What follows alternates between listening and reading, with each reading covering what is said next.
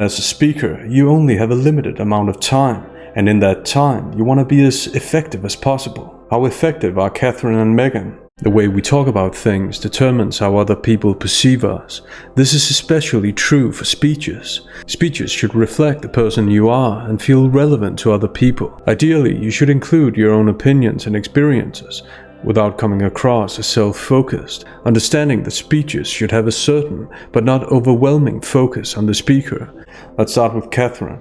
These relationships that are founded in the earliest years of our lives. Many mistakenly believe that my interest stems from having children of my own.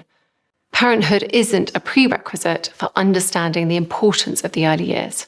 We are underestimating the huge role others can play in shaping our most formative years too. She went from the personal pronoun I, her own personal situation, to we and our, speaking on behalf of a collective. And which collective? The collective she's rhetorically constituted by literally addressing everyone. This way, she's once again managed to turn a potential negative, the objection, into a positive. The role everyone plays in shaping lives, regardless of their status. Rhetorically, this is a good way to break down barriers while still remaining assertive and unequivocal in denying the objection. I've seen that experiences such as homelessness, addiction, and poor mental health are often grounded in a difficult childhood. But I have also seen how positive protective factors in the early years can play a critical role, and I care hugely about this. Rather than an overly emotional delivery, which very well could have been the outcome with another speaker speaking about this topic, Katherine's line of reasoning has been an appeal to logos, logic and reason, that because of all the reasons she's mentioned, she cares about the early years. The effect of the logos appeal is that when she draws attention to herself, and I care hugely about this, it's less likely that people will consider it to be self-centered and self-promotional. It's more likely that they'll consider it to be promotion of the cause rather than promotion of the speaker, which is very different. Next, she refers to science, continuing the logos-based grounds to her claim that the early years are important. Because the science shows that the early years are more pivotal for future health and happiness than any other period in our lifetime. 40% of our children will arrive at school with below the expected levels of development. The social cost of late intervention has been estimated to be over £17 billion a year. With this, Katherine makes it clear that it's not just her opinion and assumption, she gives actual percentages. In other words, she continues the logos appeal rather than the pathos appeal, emotion and pity, that's often overwhelmingly present in speeches like this. To many people, pathos or too much pathos will seem contrived and exaggerated. It's worth noting that when mentioning these negative numbers, she still uses the associating pronoun our. Because as many as 40% of our children. So rhetorically, she's with the parents of these children. She's not against them. And her rhetoric doesn't alienate them. Which is why I wanted to start a society-wide conversation, to hear what people across the UK think about the early years too. She doesn't highlight her own opinions and feelings first and foremost. Instead, she presents evidence of why she thinks the way she does, which comes across as a more mature and proper way of arguing. If less than a quarter of us understand the unique importance of a child's first 5 years, what can we do to make this better known? Overall, Katherine's speech is designed to engage and feel relevant to everyone. She gives her personal opinions based on research. In terms of demeanor, she's calm and rational, as opposed to dramatic and emotional. This makes her relatable. From a rhetorical standpoint, this speech is very engaging and thus has the potential to be very convincing, with plenty of room for people to identify themselves with Katherine, and as a result, her causes. Katherine uses specific personal experiences to validate the general cause she has, the importance of the early years. But for too many of us, at too many times in our lives, these basic human needs go unanswered, and the effects are evident all around us, with poor mental health, anxiety, depression. It's a fair assumption that people would agree that many people have much less than great childhoods that can lead to problems later in life. It's crucial that people can recognize themselves in the collective we Katherine uses and by inference presupposes. And since what she states is happening around the world, there's a greater chance that people will. Prison was the best thing that happened to me. was what one prison told me on a recent visit. I just didn't know I needed help, he told me. For many individuals like this, trauma, stress, and adverse experiences in their childhood has caused fundamental harm that they carried for years, and therapeutic interventions can help with the healing process. It helps us to understand our own behaviours. One of the most important characteristics of Catherine's presentation of personal experiences is that she's not at the forefront. With the direct quote she presents, the people in question are at the forefront, aside from a diminished self-focus. The effect of this is that she lets the people in question make the case for her. In this case, the specific solution, therapeutic interventions.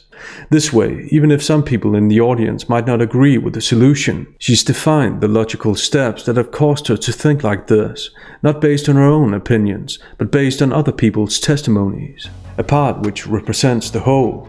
Katherine uses a singular case to widen the perspective, he told me. For many individuals like this, linguistically, this makes the speech feel more engaging and relevant. As many of you in the room know, early childhood fundamentally shapes the adults we become. This period, especially between pregnancy and 5, is when the brain is at its most receptive. That is why I decided to launch the Shaping Us campaign, to raise awareness of and action on the importance of this critical time. Katherine has a pattern of immediately substantiating her claims. When she made the case for therapy, she used people's testimonies as grounds. And now that she makes another claim, the importance of the campaign she's launched, she backs it up with observable facts. This habit of immediately grounding your claims and grounding your claims with observable facts at that gives your speech a distinct logos appeal to reason and rationality as opposed to subjective emotions that speakers often only express to be seen by people. Too often, pathos is used for the sake of image. Katherine's speech focuses much more on other people's experiences and scientific facts than subjective feelings and opinions.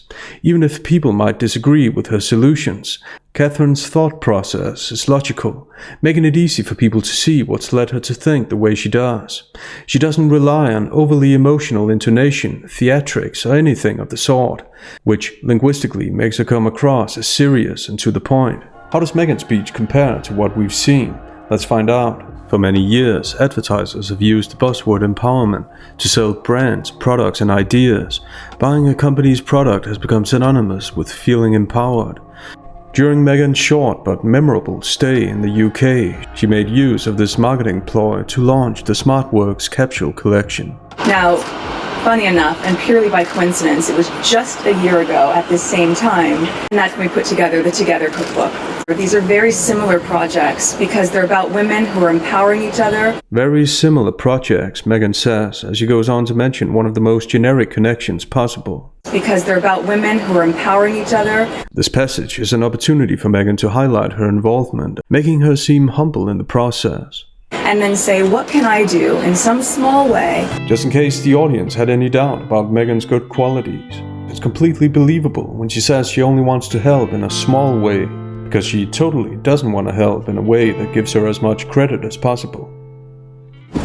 So, on my visits to Smart Works, you'll remember this, there was a rack of about 40 or 50 lilac-colored blazers. By poking fun at the organization's implied lack of innovation, Meghan can make her changes seem that more innovative in touch and impactful. But for most women, you want to feel your very best, and you want to feel confident.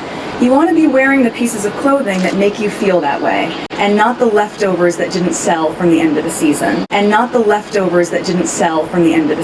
Also, is this message actually empowering? That you need to wear certain clothes to feel confident? No, that's a tactic that advertisers have used for decades to make people feel insecure or less secure about what they're wearing. And the truth is, confidence comes from within. The first designer that I thought of immediately was a really good friend of mine, Nisha Nunu. What are traditional and quintessential British brands that I've become introduced to once I moved here that for me resonated and I knew would resonate with a SmartWorks customer? And that seemed obvious to do. M&S and John Lewis, which I've worn quite a bit in the past year or two since I've been here. This isn't so much a speech as it's a long ad break. To be able to have one small project that has such big impact is something that I'm really connected to. She's also really connected to specific ways of phrasing her self-branding, what she wants the audience to think about her. Humble brag is a modest statement that's used to make the speaker's achievement sound that more impressive.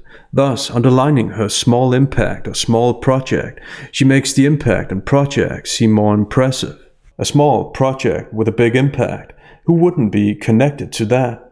This is the kind of work that I've been doing for a really long time, and to be able to do it here in my new home of the UK means quite a bit to me. Really strong community-based projects.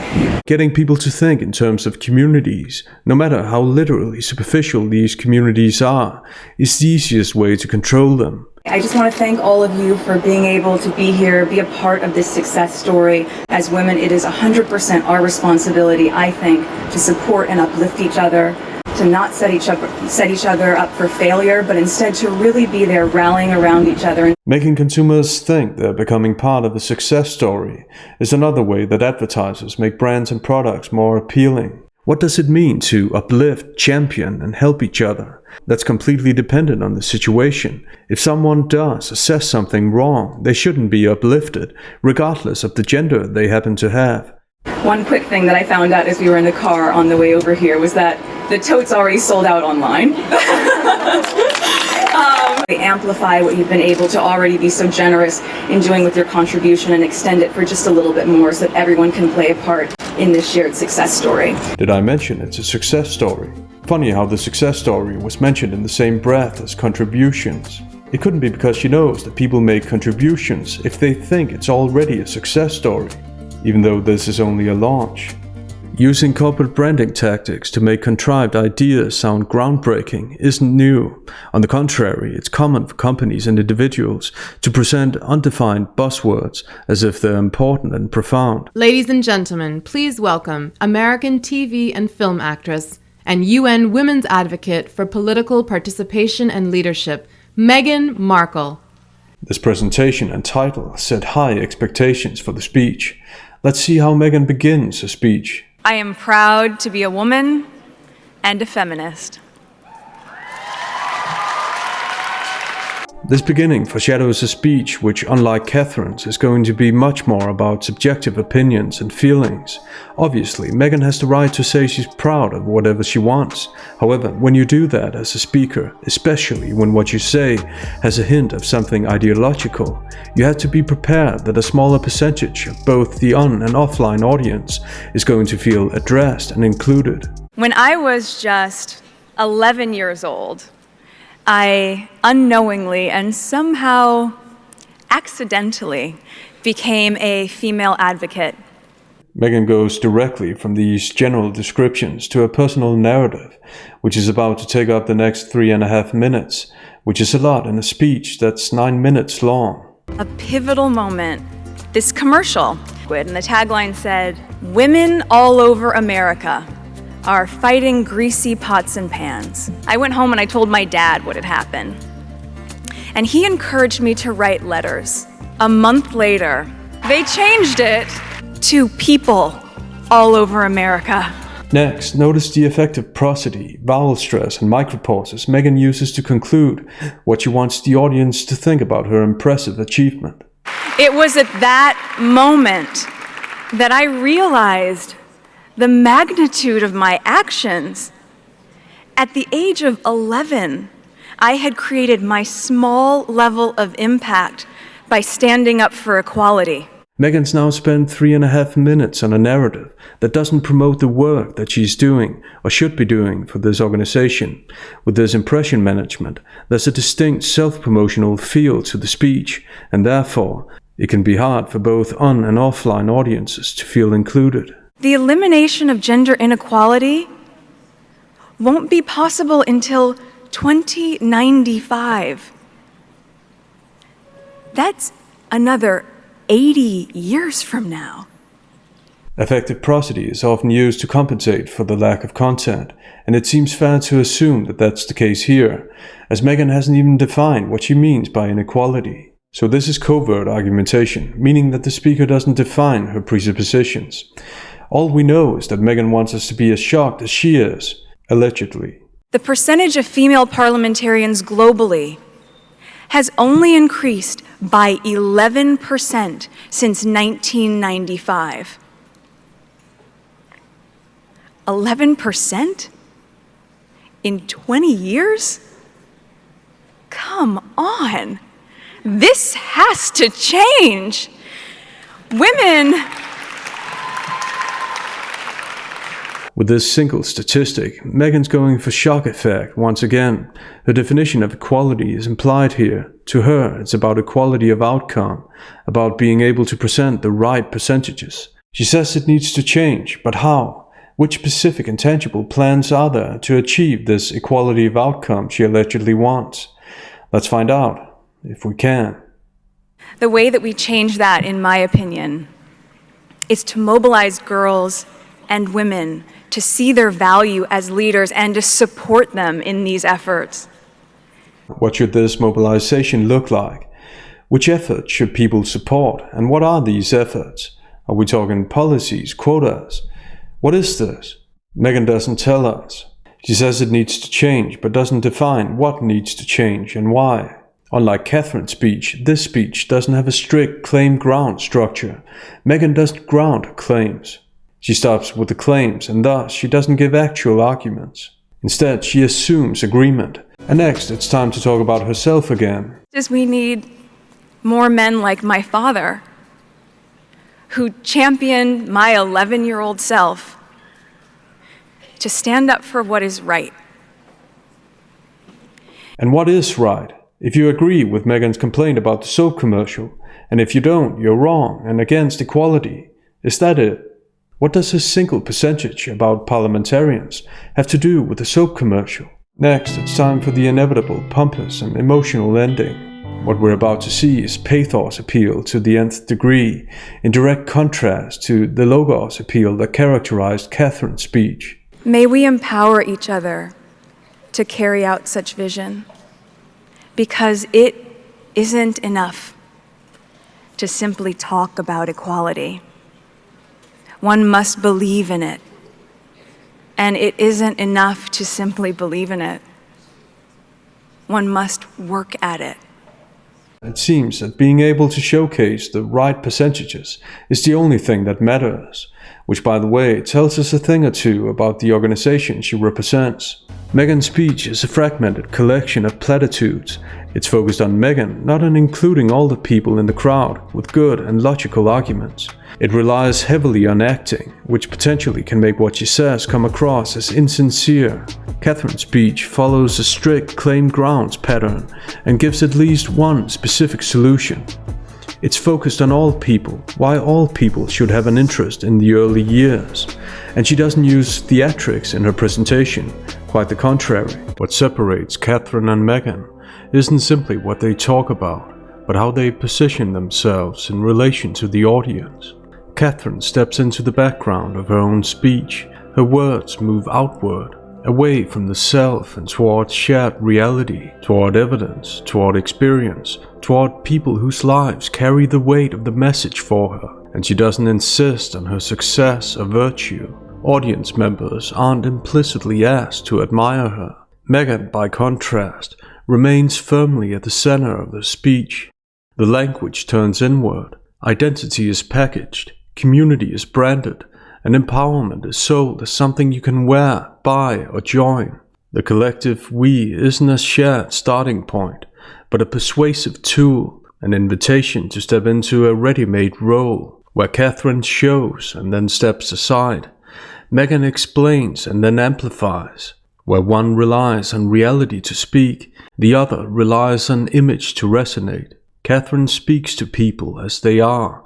Meghan speaks to people as she wants them to be. One trusts the audience judgment. The other seeks to manage it. H, that man loves me so much.